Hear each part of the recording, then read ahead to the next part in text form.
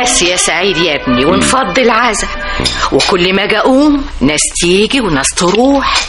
يا سلام يا سلام. اصل المرحوم الحاج يونس بيه الف رحمه تنزل عليه، عيلته كبيره قوي من اكابر البلد. انعم واكرم. النبي ناوليني طبق السلطه العظيم اللي جنبك ده. اتفضل يا حبيبي. طالع للمرحوم ابوك تقب وتغطس في السلطه. ها احنا وصلنا لحد فين؟ احنا وصلنا بقى لحد عند المعازيم اللي بتيجي والمعازيم اللي بتروح. معازيم؟ معازيم ايه يا واد؟ عيلة الحاج المرحوم الأكابر يا ماما. المعزيين مش المعازيم، ده ميتم مش فرح.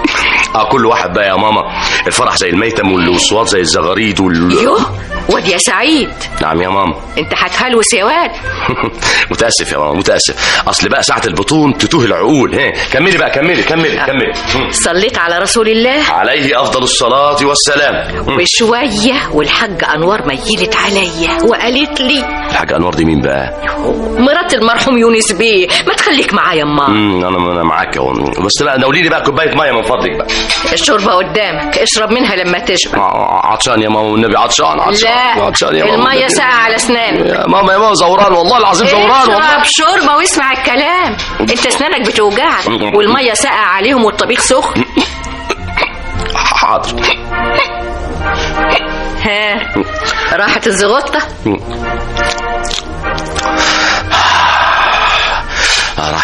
راحت خلاص راحت. احنا وصلنا لحد فين؟ احنا بقى وصلنا لحد الزغطة السخنة بقى والشوربة اللي راحت للزغطة والزغطة شوف يا اختي الواد. والله العظيم يا ماما عيب بقى حكاية الواد دي بقى. انا داخل على 40 سنة دلوقتي. 40 سنة وشعرك شاب وهتفضل عيل صغير. لحد امتى يعني بقى؟ لحد ما تتجوز وتخلف. ريحي نفسك، مش هتجوز ابدا. هتفضل عيل بس عيش حر. كفايه عليكي سامي يا اخويا والجرمه اللي عنده 5 عيال وامهم والسادس في السكه. سامي اخوك راجل وفاهم الدنيا. يا شيخه ده لو كان فاهم الدنيا صحيح كان ربط على ولدين وفصل بالباقي كان بدله وصلح حاله. شوف يا اختي الواد، انت هتتدخل في حكم ربنا، كله برزقه يا ابني. غلط يا ست ام سعيد، غلط. والصح ايه يا فالح؟ حبوب منع الحمل. اعوذ بالله، ده كفر. لا يا ماما ده وفر. حبوب منع الحمل تملى الجيب، تستر العيب، تغني عن سؤال الغريب. واخوك سامع عيب في ايه بقى يا ضنايا؟ في الديون اللي غرقان فيها لشوشته. وماله مش بياخد منك؟ مش انت اخوه؟ الكلام ده لو كان بيمد ايده لحد غريب. مد الايد ما يعرفش قريب ولا غريب، السلف هو السلف والدين هو الدين. طب هات. اجيب ايه؟ فلوس. ليه؟ اصل حجزت ايه؟ سينما ولا ديزل مجري؟ حجزت الخميس التاني على طلعة الحاج يونس بيه. جوز طنط الحاج انوار. ايوه، الرحمه واجره المقرئين وكل التكاليف من عندنا. الله اكبر. هي الرحمه على روح المراحيم بقت بالطابور والحجز زي فراخ الجمعيه. يا واد هات، اهو كله سلف ودين. يا سلام، الايام بتجري وكل من العمر محسوب يا نينا الحاج. ايوه يا حاج انوار يا حبيبتي. خميس ورا خميس وعداد الزمن بيعد. ايام وسنين ولا راحوا عايشين معانا بذكرهم الغاليه. الدوام لله يا حاج انوار. اهو حال الدنيا، ناس تتولد وناس تروح. ايوه، عجله دايره وبتدور ليل ونهار بتدور. دي مؤمنة يا بنتي، ودمعة الحي تحرق اللي مات. أنا اللي صعبان عليا يا نينا الحاجة إن الدنيا تملي ضد. ليه يا حبيبتي؟ اسم الله عليك، ده المرحوم يونس بيه راح وساب لك الخير والستر كله. مستورة والحمد لله، لكن الفلوس مش كل حاجة. الفلوس ما تساويش لحظة حنان شفتها مع الحاج يونس. ده ما كانش جوزي وبس، ده كان ابويا واخويا، ده كان عيلتي كلها. ايوه الله يرحمه، ما كانش يستحمل عليك الهوى الطاير. يا نينا الحاجة لو قلت مرة يفضل سهران الليل بطوله جنبي. اول مرة شفناك انت والمرحوم في ارض الحجاز قلت للمرحوم ابو سعيد ده باين عليها بنته يا حاج. كل الناس كانت بتقول عليا بنته، وكان الله يرحمه يضحك ويقول لي نورة، الناس يا نورة مستكترين عليا انك تبقي مراتي. ما هو يا اخت الله يرحمه كان من دور المرحوم ابو سعيد. ولا لما كنا نروح مكان مع بعض وكان يتقدم لي عريس علشان يخطبني منه، يضحك ويقول له انا موافق بس خد رأي العروسة يا ابني. تعرفي يا نينا الحاجة، انا والنبي حاسه ان الدنيا بقت كلها سواد في وشي من بعد. اسم الله على الشباب. بكره يا حبيبتي ربنا يعوض عليكي بابن الحلال اللي يريح قلبك. بتقولي ايه يا نينا الحاجة؟ بقول انتي صغيره وشابه وجمالك مش على حد.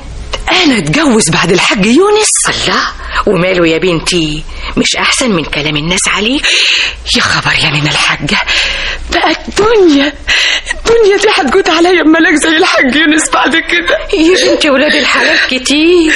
لا يا نينا ما تقوليش كده، انت مش عارفة الحاج يونس كان بالنسبة لي ايه.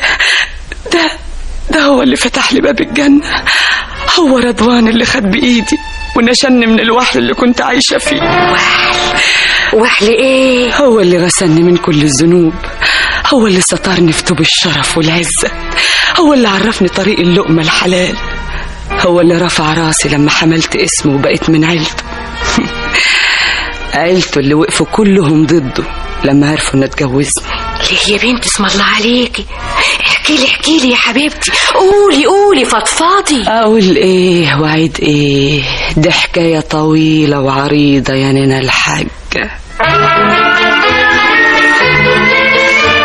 صباح الخير. صباح النور يا فندم. الأستاذ سعيد موجود؟ موجود يا فندم. نقول له مين؟ مدام لولا. حاضر يا فندم، دقيقة واحدة. ادخل. ايوه يا عبده. مدام لولا يا فندم عايزة حضرتك. لولا؟ ممكن أدخل؟ ها؟ لولا، اهلا وسهلا. يحصل حاجة لو قعدت؟ لا ابدا، اتفضلي. يا عبده هات حاجه ساعه بسرعه لو سمحت، خليها قهوة سادة. حاضر يا فندم. خلي الباب مفتوح يا عبده. حاضر. انت خايف نقعد مع بعض والباب مقفول علينا ولا ايه؟ لا ابدا. افهم من كده ان مفيش ستات بتخش مكتبك. اسمعي، انت عرفتي مكتبي منين؟ من قلبي. من قلبك؟ سألت قلبي ودلني، اصله خوتني عليك، مسهرني محيرني. سعيد وحشني، هو ناسيني ولا فاكرني؟ ويفضل يسألني لحد النهار ما يطلع. ما بنامش، ما باكلش، ما بشربش، عايشة على الدخان. ولا عليه. يا سلام. تاخد سيجارة؟ متشكر، انا ما بدخنش اثناء العمل. ليه؟ قاعد في اتوبيس؟ لولا هانم. نعم. من فضلك اقعدي مكانك. لا انا مرتاحه كده. لولا هانم اقعدي على الكرسي، احسن القعده على المكتب متعبه. لولا هانم. نعم. من فضلك سيبي الجاكيت. بعدين لك الكرافات. لولا هانم لو سمحتي. انت ليه بتهرب مني؟ احنا ما فيش بينا وبين بعض اي حاجه ابدا تخليني اهرب منك. والحب اللي بينا؟ حب ايه اللي انا جايه اقول لك عليه؟ لولا هانم اسمحي لي اقول لك ان اللي بينا مش حب. امال ايه؟ تقدر تسميه ارتياح نفسي. انت كنت في حاله نفسيه وحشه في فتره معينه، وانا وقفت جنبك لحد ما بقيتي كويسه، واظن دلوقتي تقدري تعتمدي على نفسك. سعيد افندم، ما تحاولش تلف وتدور بيا. قصدك ايه يا لولا هانم؟ قصدي انك فاهمني كويس قوي، والحاله النفسيه اللي انا كنت فيها انت فاهم انك انت السبب فيها. انا؟ ايوه. تقدر تقول لي انا اتطلقت من شكري علشان مين؟ عشان كنت تعبانه معاه. انت كنت سبب التعب اللي انا فيه. طب عايزه ايه بقى؟ عايزه اتجوزك. نعم. تتجوزيني؟ ايوه اتجوزك. وطي صوتك من فضلك. اتجوزني وانا اقطع لساني من اللغلوغ، ابقى خرصه. ما اقدرش. ليه؟ ما عندكش فلوس؟ مش حكايه فلوس. ما عندكش شقه؟ ولا حكايه شقه. ايه مش حلوه؟ لا مش حكايه حلاوه. عجوزه؟ ولا حكايه سن. فرستني. وطي صوتك. امال حكايه ايه؟ حكايه مبدأ. مبدأ؟ ايوه مبدأ.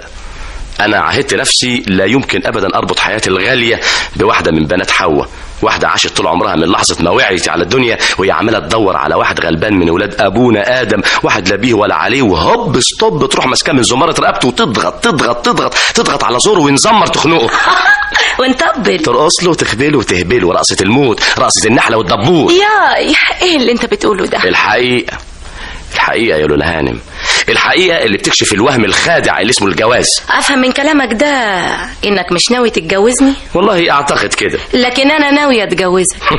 نابك على شغلك. انا وانت والزمن طويل. اشوفك امتى؟ تاني ضروري. ما تنسي بقى. ابقى نسيت حياتي؟ لا. وحياتك. هشوفك امتى؟ ليه اصلي بحبك. القهوة ايه ده؟ عبده ايه مين فين عبده؟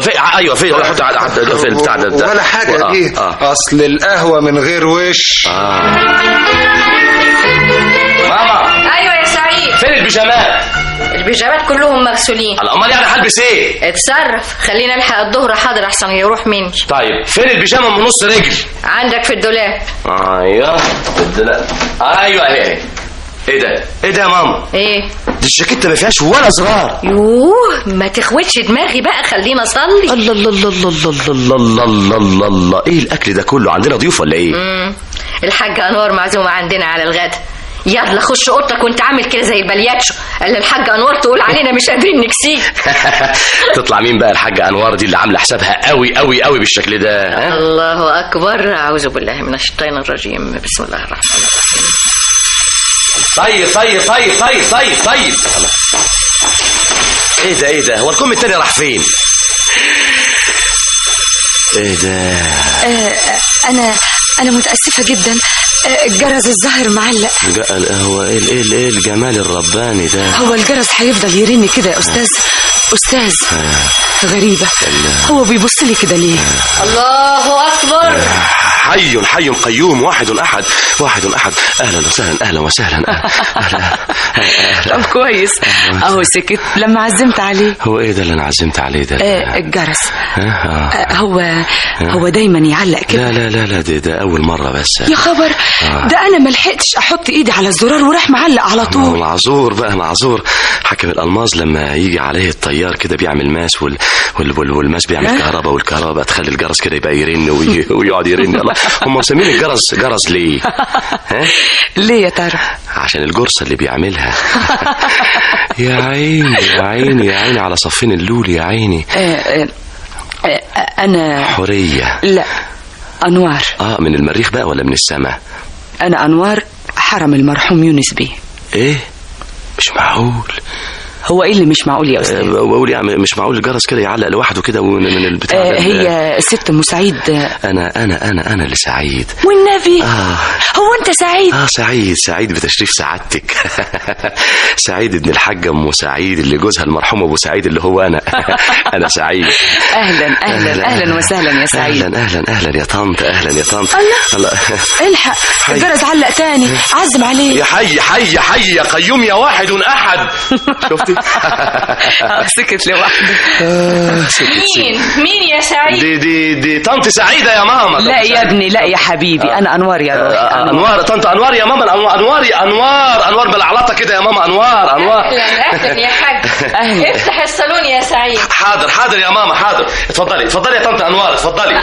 جايه لك حالا يا حبيبتي. على مهلك يا نينا الحاج. الله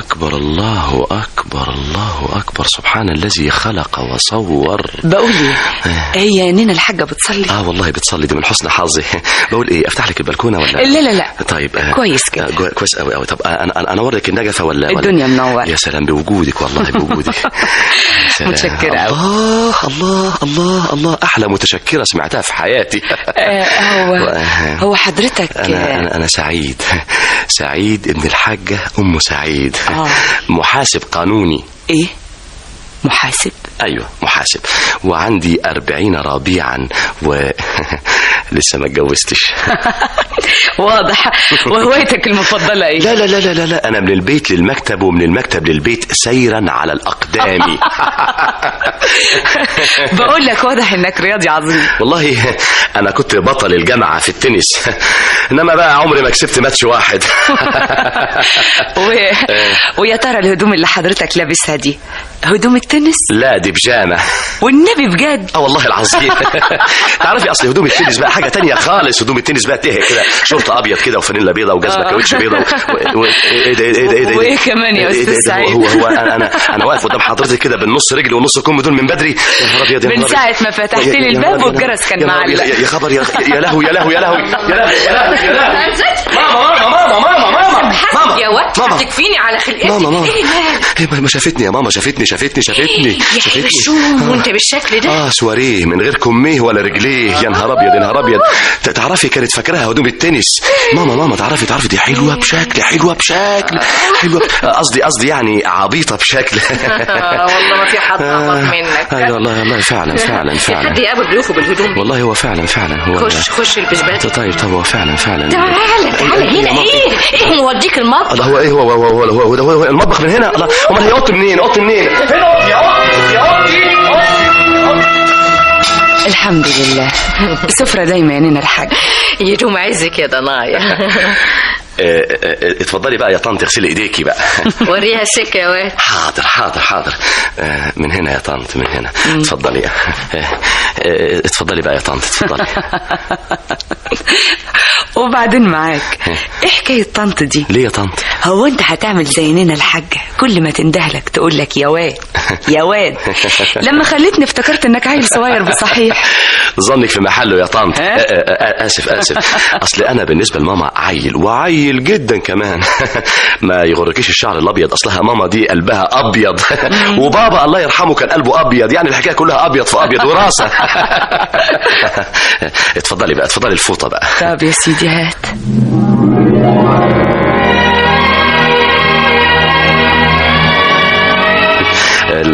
لا مؤاخذة الفوطة وقعت عنك. اتفضل. الله، هي الفوطة ماسكة في الأرض كده ليه؟ علشان انت دايس برجلك عليها يا استاذ. يا نهار ابيض. لا مؤاخذة اعمل ايه بس يا طنط؟ لا مؤاخذة، اصل الواحد عازب طول عمره زي ما انت عارفة كده، الواحد ما بياخدش باله بقى من حكاية الفوط. لكن ايه اللي خلاك تعيش عازب لحد دلوقتي؟ خيبة بعيد عنك. كنت غاوي فلسفة هايفة عكت على دماغي وشيبت شعري. لا يا استاذ سعيد، انا مش معاك. انت لازم تسمع كلام نينا الحاجة وتتجوز بقى. حاضر. ما هو الحقيقة أنا من ساعة ما حضرتك ما شفتيني ما شفت أنا يعني من قصدي من ساعة ما أنت ما شفتيني وأنا لابس لبس التنس أبو نص رجلي ده ونص كم ده، وأنا بصراحة كده يعني غيرت رأيي خالص كده. طيب عال، يعني نويت تتجوز؟ فورا. على الأقل الواحد يلاقي كده بيجامة بكمين وبرجلين كده يعني لو خطبت لك واحدة على ذوقي توافق عليها؟ طبعا. ده إذا كان الجرس رن من قبل ما تلمسيه. خلاص يا نينا الحاج، انا كلمت الاستاذ سعيد وهخطب له على ذوقي. قلت له على تهاني بنت ست ام فتحي. اسمع، هروح معاكي اشوفها وهخليه يوافق ان شاء الله. القهوة يا طنط الحاجة، القهوة. اتفضلي بقى يا ست ماما القهوة. ودي بقى قهوتي. اتفضل اشربوا، اتفضل. ايه ده؟ انت لقمت القهوة يا واد؟ ده انا لقمتها بن وسكر يا ماما. ليه؟ لا وانت الصادق، بن وملح يا استاذ سعيد. استني كده. ده فعلا ده فيها ملح. ومش عارف الملح من السكر يا فندم. ما هو الحق عليك انت بقى يا ماما، حاطه الملح في علبه مكتوب عليها سكر، وحاطه السكر في علبه مكتوب عليها ملح علشان تخم النمل يا طنط الحاجه انوار. تخم النمل، هي قصدها تخم النمل. ايوه تخم النمل طبعا. لا انا ما اتخمتش طبعا عشان انا بعرف اقرا. انما النمل بقى ما بيعرفش يقرا. والنبي عنده حق يا نينا الحاجه. ايوه يا اختي يا حميلو. ما انتوا اتفقتوا عليا وسلمك زمامه. اقعد يا واد مع الحاج انوار واسمع كلامها على ما اقوم اعمل لها القهوه اللي تروق مزاجها بقى. قومي تتفضلي انت يا ماما، اتفضلي. تصحبوا بالسلامه يا ماما. مع الف سلامه يا ماما. مع السلامه. اهلا وسهلا يا طنط. اهلا يا ابني. اهلا بيك. اهلا وسهلا. هو حضرتك قلت لي انك بتشتغل محاسب؟ ايوه يا طنط الحاجه. على كده بقى تعرف الاستاذ كمال خليل المحاسب؟ كمال خليل ده زميلي، ده احنا اصدقاء. ايه انت عايزه منه حاجه؟ ايوه، عايزه اصفي حسابي معاه. حساب ايه؟ حساب كتير مش عارفه له اول من اخر، وبصراحه كده حاسه انه مش مظبوط معايا، خصوصا بعد وفاه المرحوم يونس بيه. ازاي؟ ده انا اقابله فورا. يا ريت ونستدعى الامر ان اكون معاك، انا ما عنديش مانع. ده انا تحت امرك يا انوار هانم. ولد طنط الحاجة انوار من فضلك.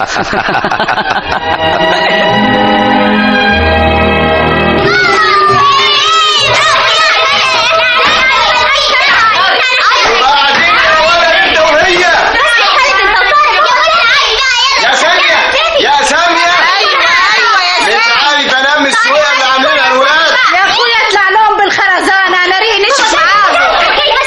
عملتوا زي الفراخ يا سي خالد انت وطارق وست سناء. هاتيلي الخرزانة يا منى. انا تحت الكنبه، اللي هيقول لي بابا على مكاني يبقى خير. وانا فوق الصندره.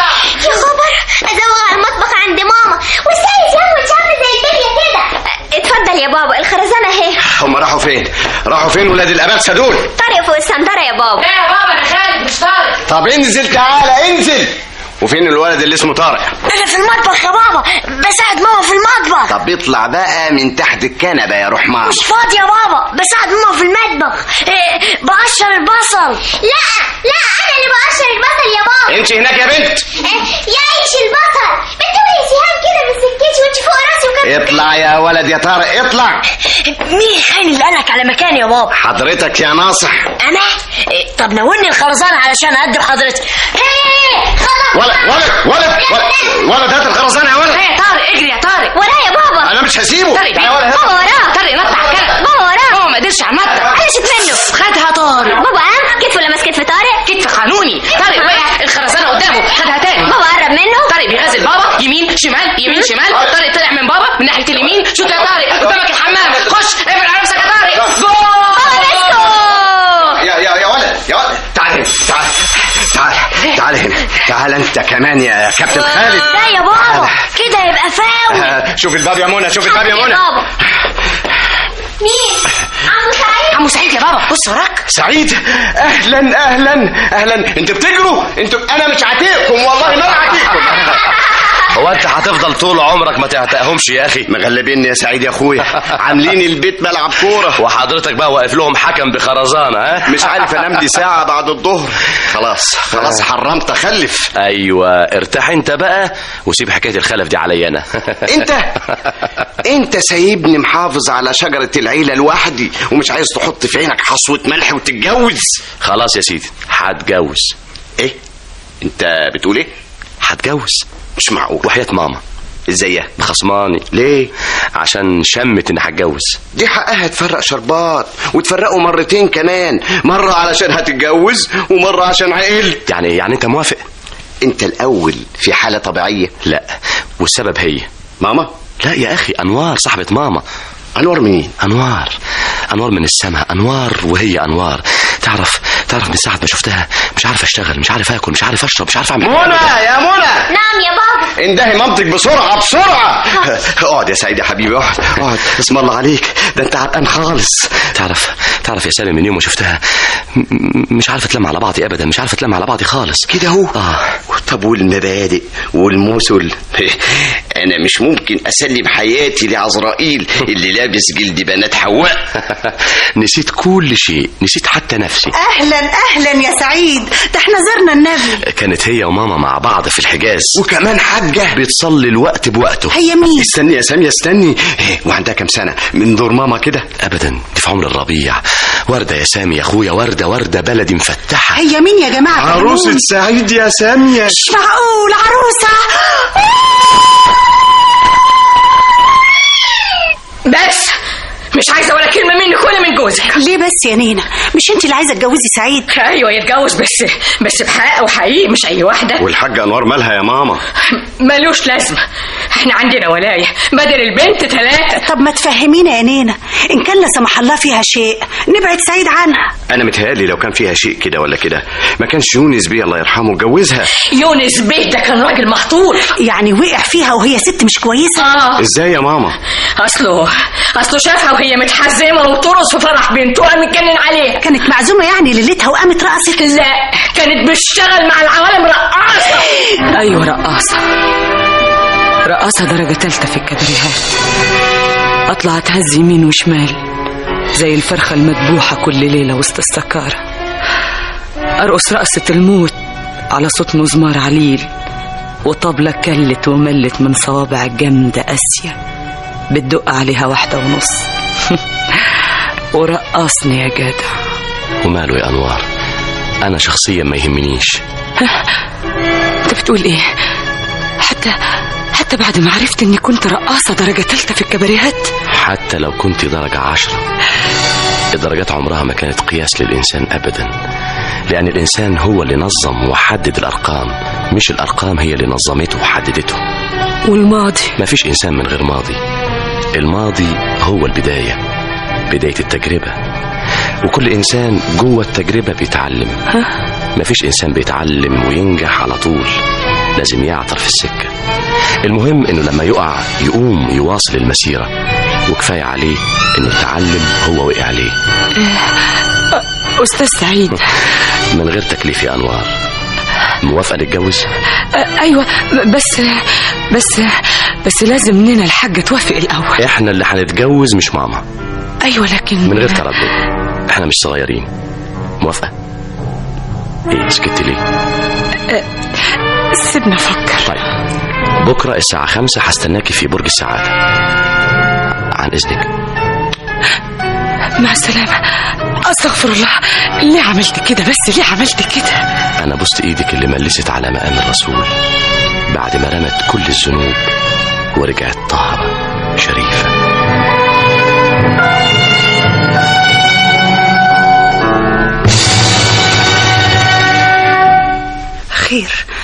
خير يا دكتور حسن، طمنا عن المعروف. يظهر إنها نامت زعلانة.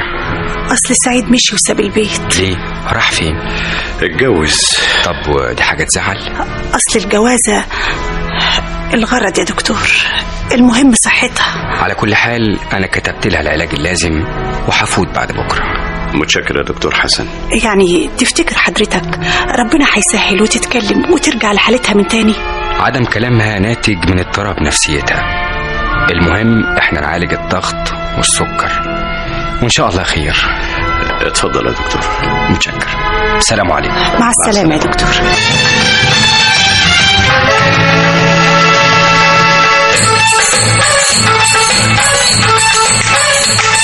يا روحي يا روحي يا روحي يا روحي يا عيني. يا ليلي لا. ولا كمان والنبي. يا عيني يا عيني. يا ليلي يا ليلي لا. ايه ده كله ايه ده كله ايه ده كله؟ ده انت رقصه بريمو والله بريمو. صحيح والنبي يا سعيد. الله، ايه انت بطلت رقص ليه؟ عيب. اقفل الريكوردر بقى. الله. مالك يا أنوار؟ سلامتك يا عيون أنوار. أصلي بقالي زمان ما رقصتش. إنما إيه يا عيني. أيوة يا عيني لا. يا ليلي لا. يو نسيت بقى. على فكرة أنا رقصت علشان خاطرك أنت بس. ربنا يسامحني، أصل حلفت على مصحف إني ما رقصت أبدا طول ما أنا عايش. حتى لو طلبت منك ترقصي لي أنا؟ إيه ده أنا روحي علشانك بس. أنت بترقصي لجوزك يا حبيبتي، يعني مش حرام؟ حرام إزاي وأنت جوه قلب الحلال؟ صحيح والنبي يا سعيد. صحيح وحياة أنوار. أنت بتحلف بحياتي. حياتك هي اللي نورت حياتي. يعني عجبك؟ ده انت رقاصة درجة أولى. درجة خصوصي. يبقى ايه يا سعيد؟ امال بقى لو شفتني زمان والناس هتتجنن على نمرتي. كنت هخلي الكباريه ضلمة. يوه دول ياما اتخانقوا علشان. أنا ما كنتش هخليهم يتخانقوا عشانك أبدا. ازاي بقى؟ كنت هخطفك واجري. زي ما خطفت قلبي مني أول مرة شفتك. انت السبب. ايه؟ أنا برضو السبب؟ ولا جرس الباب بتاعكم؟ الجرس ده كان إشارة تلغراف من قلبي لقلبك. تلغراف ناقص رجل وناقصكم، ما مش كده؟ تعرفي حاجات كتيرة قوي كانت ناقصاني، كانت ناقصة من حياتي، وكل حاجة كملت لما شفتك. قولي، وكان مكتوب ايه في التلغراف يا ترى؟ 4 كلمات. هي دي أنوار عينيا. الله. تعرف وانا كمان قلبي كان كاتب لك تلغراف. من كام كلمة؟ يوه كلام كتير ملوش عدد. قد عمر اللي راح وعمر اللي جاي. أحبك أنوار، روح أنوار، عيون أنوار، حياة أنوار.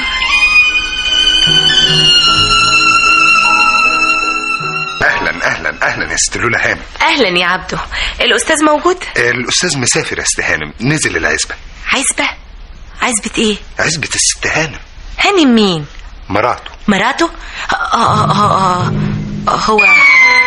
هو الاستاذ اتجوز؟ كل سنه وانت طيبه، ده بيقضي شهر العسل. الله، هو حضرتك معرفتيش ولا ايه؟ واتجوز مين؟ قصدي من امتى يعني؟ اصلي عايزه ابعت له اهنيه. تعرف عنوانه؟ ايوه يا فندم، بس هو هيرجع كمان 15 يوم بس من العزبه. طب اذا كان في العزبه تليفون لو سمحت اديني النمره. حاضر، دقيقه واحده. اتفضل. بقى اتجوزت يا سعيد، والله عال. وتطلع مين دي بقى اللي عرفت توقعك يا بطل؟ أنا. وليه عملت كده؟ مش انت حبيبي؟ مش انت جوزي؟ أيوة. يبقى كل شيء ملكي لازم يبقى ملك. أيوة بس أنا مش موافق. ليه يا سعيد؟ أنا لما جوزتك يا أنوار ما كنتش أعرف إن عندك عزبة 20 فدان. وأنا ما أقدرش يبقى عندي عزبة واتجوز واحد ما عندوش عزبة. يعني إيه؟ يعني أنا اتنازلت لك عن العزبة علشان أنت مالك قلب صاحبة العزبة. خد عقد التنازل اهو، ولما ننزل مصر إن شاء الله ابقى سجله يا حبيبي. أغلى شيء فيه إنك ماضي عليه، وعشان كده أنا شلت حتة الورقة اللي عليها اسمك. سعيد ليه قطعته؟ عشان الحب يفضل بينا على طول. أنوار، أنت أغلى من إنك تشتري حبي بعد ما وهبتلك كل حياتي يا حبيبي. الله سعيد ماشي على طول ليه؟ هنروح، الليل مس علينا. لا الشمس لسه ما روحتش. تعال نقعد تحت الجميزة العجوزة دي. تعال نقعد شوية نودع الشمس وهي مروحة. أنا أصلا أحب الغروب قوي. أنوار. نعم. أنت ليه بتحبي تودعي الشمس وهي مروحة؟ عشان لما أقابلها بكرة أصبح عليها واحكي لها عنك. كده يعني الشمس عارفة كل حاجة عننا. من يوم ما شفتك وهي صاحبتي، ومن يومها حياتي نورت. وبتحكي لها ايه عني بقى؟ دي مش هي بس اللي بحكي لها عنك. امال ايه؟ ده مفيش شيء بتشوفه عينيا الا وحكيت له عنك. حاسب احنا سيبنا الجميزة. نقعد بعيد شوية عنها. ليه؟ اصلي بخاف من الساقية المهجورة. ايه بتخاف؟ ايوه، بتفكرني بحياتي الجامدة قبل ما اعرفك. الحقيقة امبارح واحنا قاعدين جنبها سمعت صوت عجوز بيتكلم من بعيد قوي. كان بيقول لك ايه؟ كلام مش متفسر، لكن كان بيقول خلي بالك يا سعيد، اوعى تقع في بير الساقية يا سعيد. الساقية مهجورة والمية معطنة.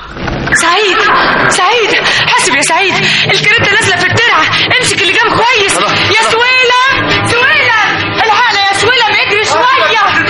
حاسب يا سعادة البيت، ايدك يا سكان.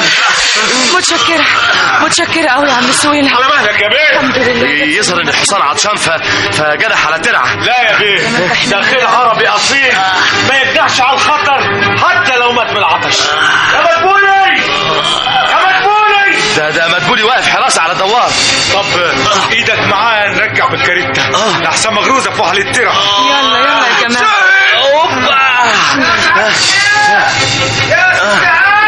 مين ده ده مدبولي. التليفون من مصر سعادتك بيه. تليفون من مصر؟ ايوه سعادتك بيه. احسن يكون بابا حصل لها حاجه. على مهلك يا حبيبي، على مهلك يا سعيد.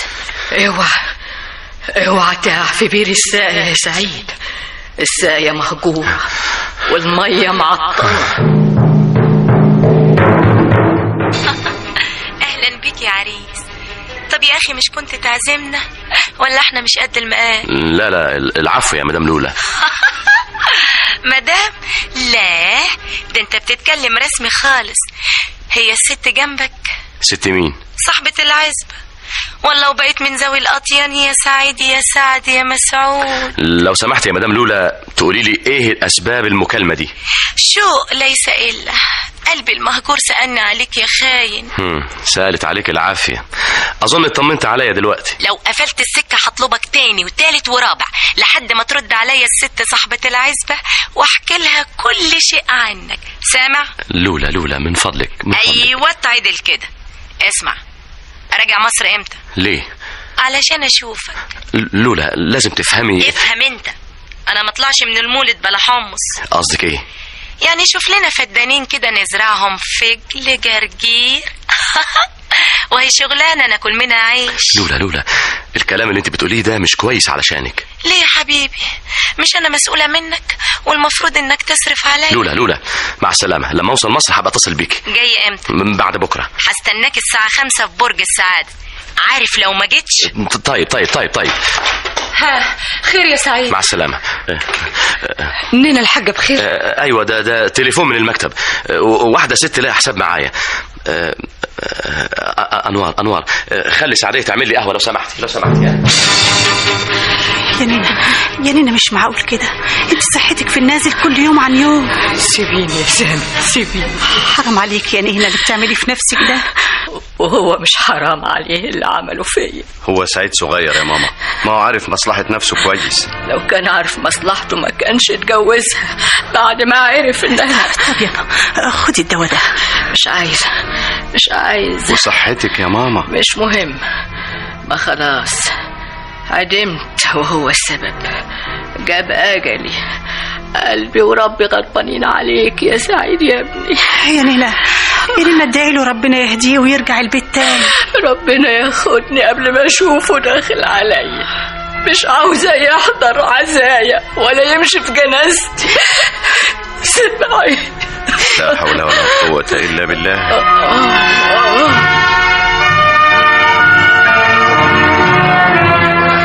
يعني خلاص كل اللي بينا راح؟ كل شيء نصيب يا لولا. من النهارده احنا اخوات. ياه للدرجة دي بتحبها؟ طبعا. وهي بتحبك؟ ممكن استاذن جرسون؟ جاوب على سؤالي، متأكد من حبها؟ ما تهربش زي ما هربت مني المرة اللي فاتت.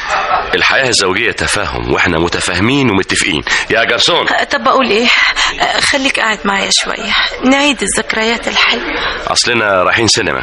سينما ولا فرح؟ لا سينما. بحسب كباريه.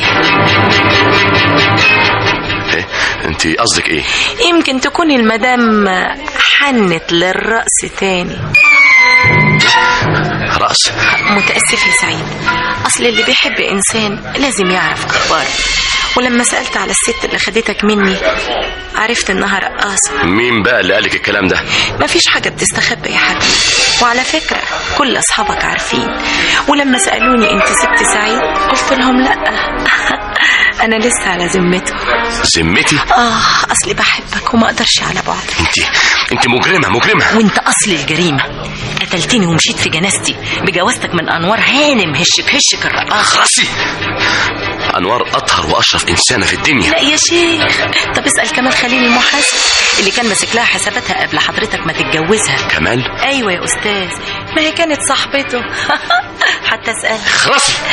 امال يونس بيه مات من ايه يا حرام؟ يونس بيه لما شافهم مع بعض جات له السكته. طب ساكت. كدابه كدابه كدابه. اخص عليك يا سعيد بقى، انت مش مصدقني. جرسون بقول ايه يا سعيد؟ تحب اقول لك كمان ان ولاد يونس بيه رافعين عليها قضيه تزوير في ممتلكات ابوهم. تزوير؟ وهيكسبوا القضيه. اصل يونس بيه الله يرحمه كان سفيه، والورثه حجروا عليها قبل وفاته. انت جبت المعلومات دي كلها منين؟ اللي يسأل ما يتوش، واللي يدور يعرف. امال زيك تتجوز عمياني من غير ما تسمع كلام امك لما يا عيني رقدت وهتموت فيها. يا متر الحساب يا متر، بسرعه بسرعه. بقول ايه يا سعيد؟ خلى عنك يا حبيبي. حوش لك قرشين قبل ما تبقوا على البلاطه، ولما ترميك في الشارع ابقى تعالى انا برضو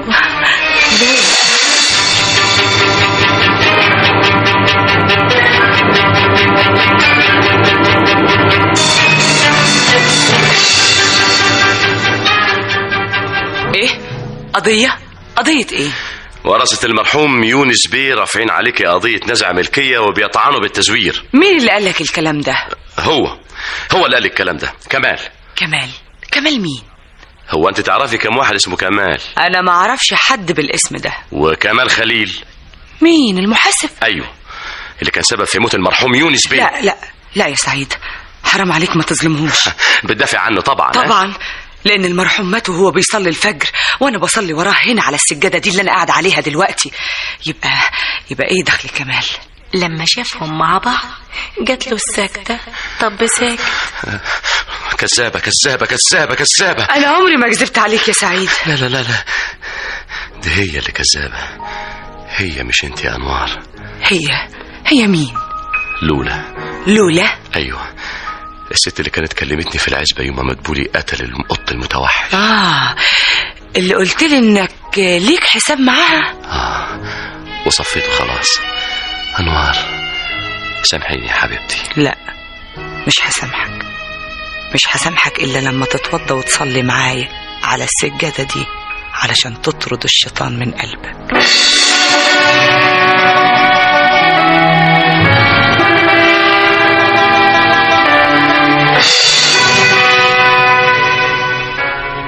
مع السلامة يا فندم. لا مؤاخذة، واحد اسمه الأستاذ رؤوف حلمي صاحب سعيد أخوك. أيوة، رؤوف الرسام.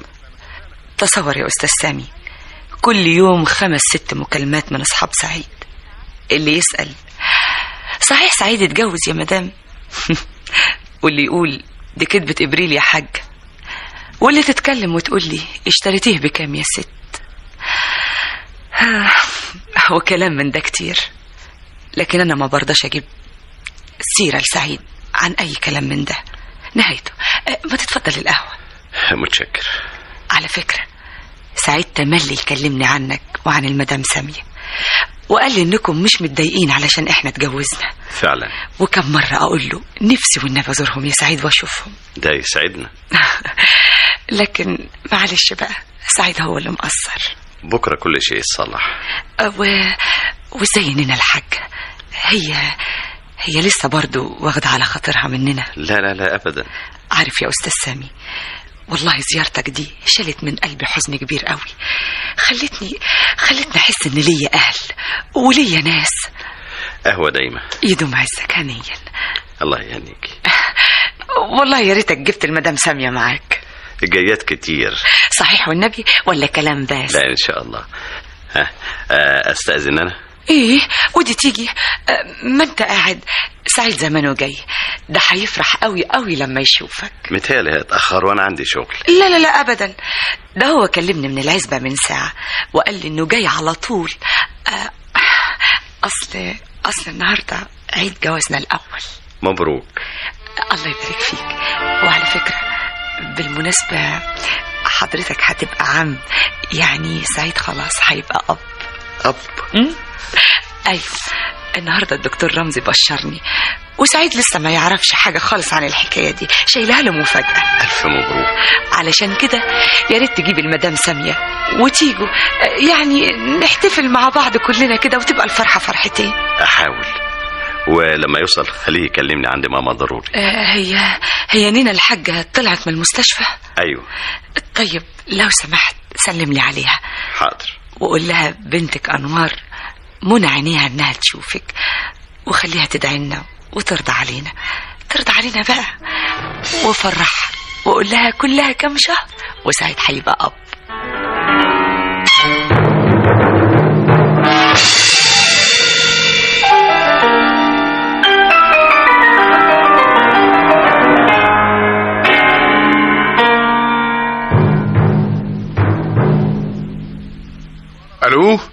الو انا رؤوف يا سعيد. ايوه يا رؤوف انا معاك، اهلا بيك. جيت من بيروت امتى؟ وصلت من اسبوعين. طيب عايز اشوفك ضروري عشان اتكلم معاك كلام كتير. ان شاء الله. لكن قول لي ايه الاخبار الوحشه اللي سمعتها دي يا سعيد؟ انت صحيح اتجوزت واحده رقاصه؟ لما نتقابل هكلمك يا رؤوف في الموضوع ده. يعني اقفل السكه؟ لا مش قصدي، انما قول لي انت عرفت بتليفون العزبه منين؟ من الست صاحبه العزبه. كلمتك في البيت، ردت عليا المدام بس من طراطيف مناخيرها. قول له انها كانت مرتبكه وفي واحد جنبها بيكح وسمعتها وهي بتكلمه يا رؤوف. الو. قول له على اللي سمعته. الو يا رؤوف. ايوه. في حد جنبك ولا ايه؟ هي اللي كان جنبها واحد بتكلمه وسمعته بيكح، افتكرته انت وبتنكر نفسك مني. بتقول ايه يا رؤوف؟ بقول ليه بس كده يا لولا؟ سعيد اتلخم والفار لعب في عبه يا شيخه، يمكن حد قريبهم. ده بيمثل عليك يا رؤوف، ما هو عارف كل حاجه. الو يا رؤوف. ايوه يا سعيد. ايه الكلام الفارغ اللي بتقوله ده يا رؤوف؟ كلام فارغ؟ وريني يا رؤوف. الو يا استاذ، عرفت ان حضرتك قاعد في عزبه الست والست واخده راحتها في البيت؟ الو مين اللي بيتكلم؟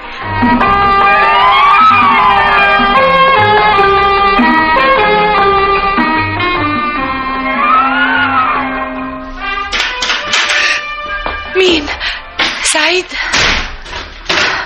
سعيد. الله، انت بتدور على ايه؟ فين؟ هو ايه اللي فين؟ مالك يا حبيبي؟ تعال اما ابوسك. اتاخرت ليه؟ ها؟ الله، سعيد انت بتدور على ايه؟ لا مفيش. انت طافيه النور ليه؟ ها؟ الشقه ضلمه كده ليه؟ تعال اقعد هنا. السفره جاهزه وعليها التورته، انا عملتها لك بايديا الاتنين دول، وكتبت عليها بالفستق الاخضر سعيد وانوار، علشان حياتنا تفضل خضرة على طول. عقبال 100 سنة يا حبيبي، وخطوتي جنبك احلى نغم يخلي عمري دايما ربيع. سعيد، ولع لي شمعة حبنا اللي هتفضل منورة على طول. بقول لك ايه، تسمع مزيكا؟ سعيد حبيبي. ايوه اسمع مزيكا. ايوه ارقص لك؟ لا مش هقدر، بلاش احسن، انا ممنوعه من الرقص خلاص. عارف ليه؟ ليه علش لا مش هقول لك دلوقتي. يبقى دمك تقيل، بوسني بوسه تانية. كان جنبها وهي بتكلمه وسمعته بيكح، افتكرته انت وبتنكر نفسك مني. مين يا حبيبي؟ مين؟ جمال خليل المحاسب، اصله صاحبها. حتى اسألها. صحيح يا انوار؟ هو ايه يا حبيبي اللي صحيح؟ حضرتك قاعد في عزبة الست والست واخده راحتها في البيت. لا مش ممكن. الله، ولعت النور ليه يا حبيبي؟ مش معقول. مالك يا سعيد؟ انت عرقان كده ليه؟ حبيبي اجيب لك كوبايه ليموناده؟ ها؟ حاضر هجيب لك حالا. مش قادر اصدق. فوق بقى يا استاذ، اصحى وشوف ايه اللي بيحصل في بيتك. انا سامع بوداني وهو بيكلمها وكنت بحسبه انت، ولما كح شكيت، علشان كده كلمتك في العزبة علشان اتاكد. لا مش ممكن. كذابين. قبل ما تناسب حاسب يا سعيد، وخلي بالك اوعى تقع في الساقية مهجورة والمية معطلة. امال يونس بيه مات ليه؟ بطل يا سعيد، امك عندها ضغط وسكر. ايه الاخبار الوحشه اللي سمعتها دي؟ صحيح انت اتجوزت واحده رقاصه؟ بتشتغل في كل كباريه شويه، درجه 3. كنت برقص زي الفرخه المذبوحه وسط السكر.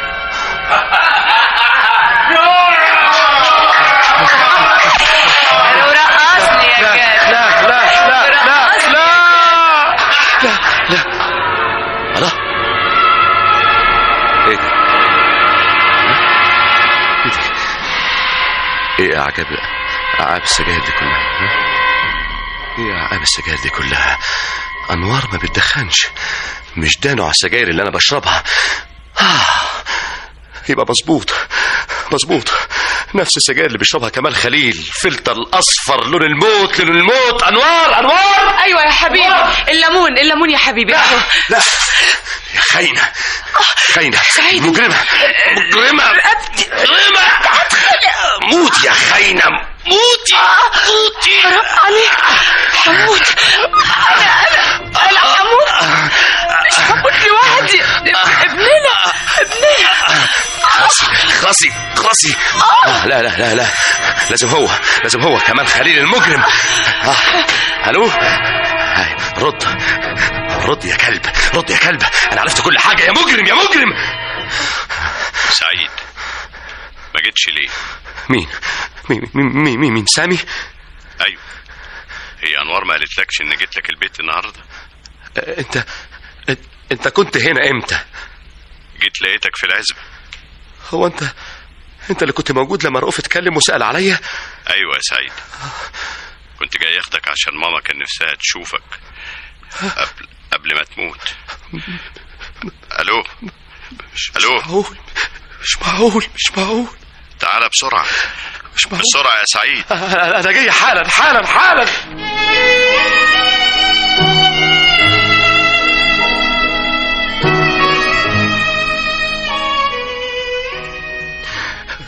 بقى في حياتك يا سعيد. مش ممكن. لو كنت جيت من 10 دقايق كنت شفتها وكانت ماتت وهي مرتاحة. روحها راحت 3 مرات ورجعت، وكل مرة تسأل عليه، كان نفسها تشوف. قبل ما اكلمك بدقيقة ردت فيها الروح ودعت لك بالستر وعدم الفضيحة، وبعدين اشوفها يا سامي، اشوفها.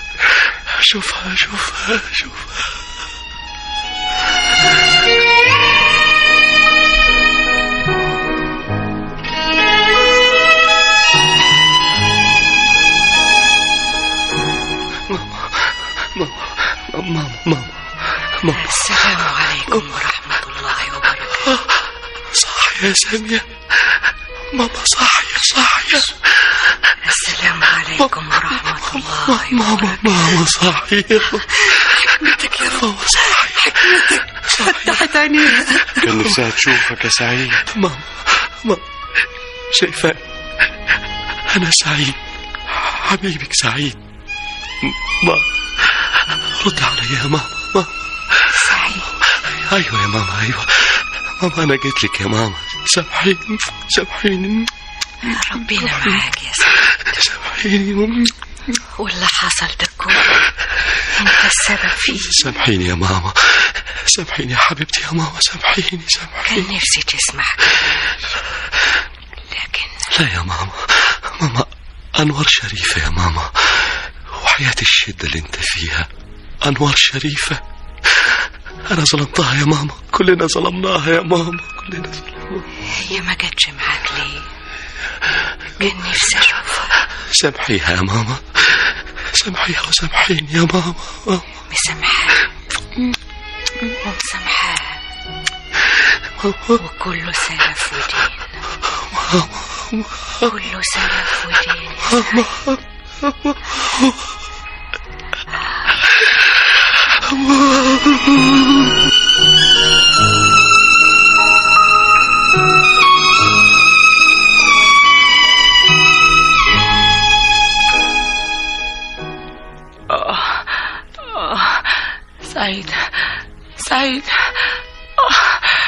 سعيد، الحقني يا سعيد. ايه ده انا عرقانه كده ليه؟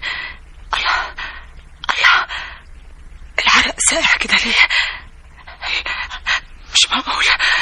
مش معقول ده. انا بترعش، مش قادره اقوم. لا، رجلي تقيله قوي. الله، ايه ده؟ مش ممكن. لا، اكلم الدكتور. اعمل ايه؟ دكتور رمزي اكلمه. ايوه، يمكن يكون في امل. يا رب، مش ساعدني يا رب. لو كنت قبلت توبتي وزيارتي وانا عند حبيبك النبي تاخد بيدي يا رب يا رب. مين سعيد؟ مين؟ دكتور رمزي. انت فين يا مدام انوار؟ وفين الاستاذ سعيد؟ الله، انتوا مش عازمين حد غيري ولا ايه؟ الله، ايه ده يا مدام انوار؟ طيب قومي على مهلك.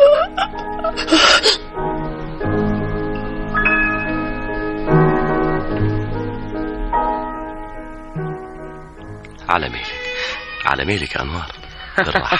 بالراحه يا حبيبتي، بالراحه. ما تخافش يا سعيد.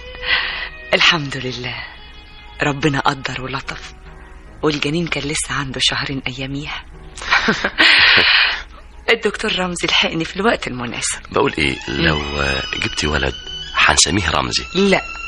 لا يا حبيبي، نسميها على اسم أشرف الخلق، محمد عليه الصلاة والسلام. وانا في عز شدتي دعيت ربنا من قلبي وقلت له وحياة حبيبك النبي إذا كنت قبلت توبتي بصحيح تنقذني.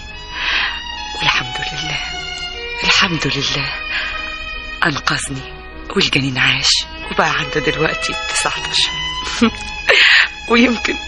ويمكن إن شاء الله أولد الليلة أو بكرة. صحيح يا أنوار. والنبي أنت مش مصدقني؟ اسأل الدكتور رمزي، قوم كلمه في التليفون. لا، أنا هكلم سامية الأول تيجي عشان تقعد جنبك. ربنا يخليك لي يا سعيد.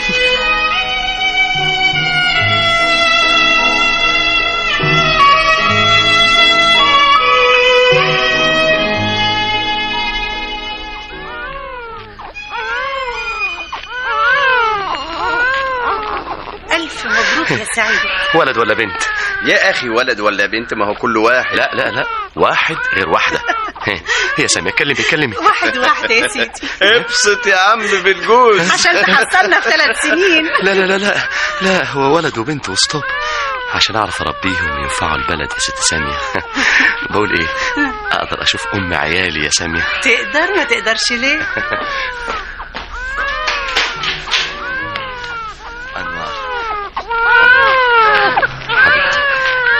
الحمد لله على سلامتك. كده خوفتهم بدقنك الطويلة. بس يا ولد بس يا بنت. أنوار سعيد، مين فيهم الولد ومين فيهم البنت؟ ده محمد يا سعيد. ودي أنوار. أيوة دي أنوار. لا دي زهرة. الحاجة زهرة. ماما حبيبتي اللي أنقذت حياتي في آخر دقيقة. الله يرحمه. بعد ما طلع السر الإلهي صحيت وندهت عليك ودعت لك بالستر وعدم الفضيحة. أيوة الله يرحمه. روحها الغالية كانت بتحوم حوالينا، ساعتها شافتني وأنا بخنقك يا حبيبتي، ردت في جسدها وندهت عليا. كلمتني انت يا سامي في التليفون، كلمتني وقتلت الشك اللي كان مشنقة في ايديا حوالين رقبة أنوار حبيبتي، أطهر وأشرف إنسانة في الوجود. حبيبتي أنوار. ايه حيلك دي حبيبتي أنا لوحدي بس. يا حبيبي يا سعيد، يا حبيبي يا أبو عيالي. وانت كمان يا حاجة زهرة. أيوة. هاتي بوسة. بوسي بابا يا بنت. شفت الحاجة زهرة ضربتني بالقلم وهي لسه في اللفة يا سامي. عشان تعذر أخوك. على رأي المرحومة لنا الحاجة، كله سلف ودين. بس يا ولد، بس يا بنت، بس يا ولد، بس يا بنت، بس يا ولاد الحب.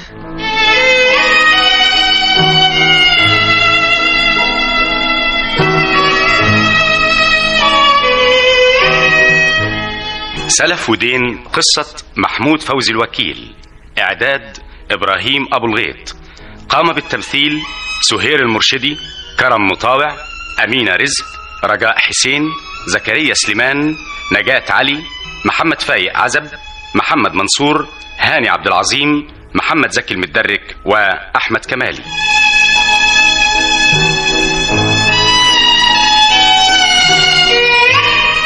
الهندسة الإذاعية أحمد حمود ومحمد أبو طالب. سلف ودين من إخراج مصطفى أبو حطب. أعدت لكم هذه السهرة داليا رشدي.